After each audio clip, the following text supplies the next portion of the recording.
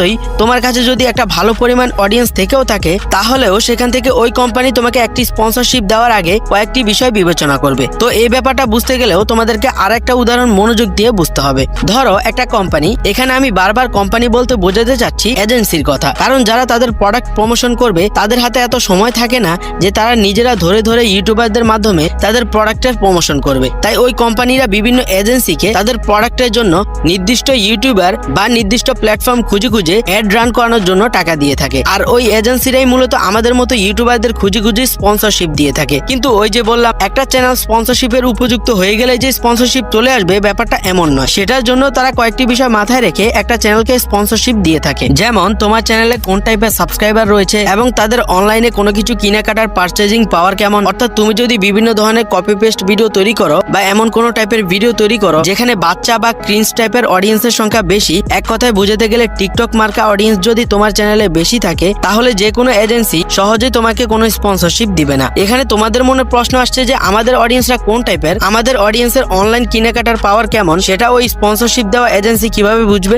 দেখো ভাই, তুমি তোমার চ্যানেলে যে ধরনের ভিডিও আপলোড করো সেটা দেখলেই এজেন্সি খুব সহজেই বুঝতে পারবে যে তোমার চ্যানেলে তাদের প্রোডাক্টের প্রমোশন করা উচিত হবে কিনা। ফর এক্সাম্পল, তুমি যদি বিভিন্ন ধরনের গ্যাজেট নিয়ে ভিডিও তৈরি করে থাকো, তাহলে তোমার কাছে এমন স্পন্সরশিপ আসবে যারা বিভিন্ন ধরনের গ্যাজেট বিক্রি করে। আবার তোমরা যদি বিভিন্ন ধরনের এআই টুলস নিয়ে ভিডিও বানাও, তাহলে তোমার কাছে এমন স্পন্সরশিপ আসবে যারা এআই টুলস নিয়ে কাজ করে থাকে। অপরদিকে তুমি যদি আবার আরেকজনের কন্টেন্ট আপলোড করে তোমার চ্যানেলে হাজার হাজার সাবস্ক্রাইবার নিয়ে আসো, তাহলে ওই ক্ষেত্রে কোম্পানি কখনোই তোমাকে স্পন্সরশিপ দিবে না, কারণ এইসব ভিডিওর কোনো নির্দিষ্ট অডিয়েন্স বেস থাকে না। এখানে একটা বিষয় মাথায় রাখবে, আমি এখানে তোমাদের সেই ধরনের স্পন্সরশিপ পাওয়ার কথা বলছি যেগুলি অথেন্টিক ও যেগুলি করলে ইউটিউবের কোনো পলিসি ভঙ্গ হবে না। তো ওই এজেন্সিরা তাদের প্রোডাক্টের প্রমোশনের জন্য এইভাবে ইউটিউব চ্যানেল সিলেক্ট করার পর তারা ওই চ্যানেলগুলোকে অফার দিয়ে থাকে। এখানে তুমি কিভাবে স্পন্সরশিপ পাবে এবং ফেক স্পন্সরশিপ থেকে কিভাবে নিজের চ্যানেলকে রক্ষা করবে সেটা তো বলবোই। তার আগে তোমরা এটা জেনে নাও যে স্পন্সরশিপ কত ধরনের হয় এবং তোমার কাছে যদি অফার আসে তাহলে তোমার কোনটা নেওয়া উচিত। তো স্পন্সরশিপের অনেক ধরন রয়েছে, কিন্তু অধিকাংশ ক্ষেত্রে ইউটিউবাররা এই 3 ধরনের স্পন্সরশিপ পেয়ে থাকে। প্রথমটি হলো লোগো স্পন্সরশিপ, যেগুলি বিভিন্ন শর্ট ভিডিওর উপরে থাকে,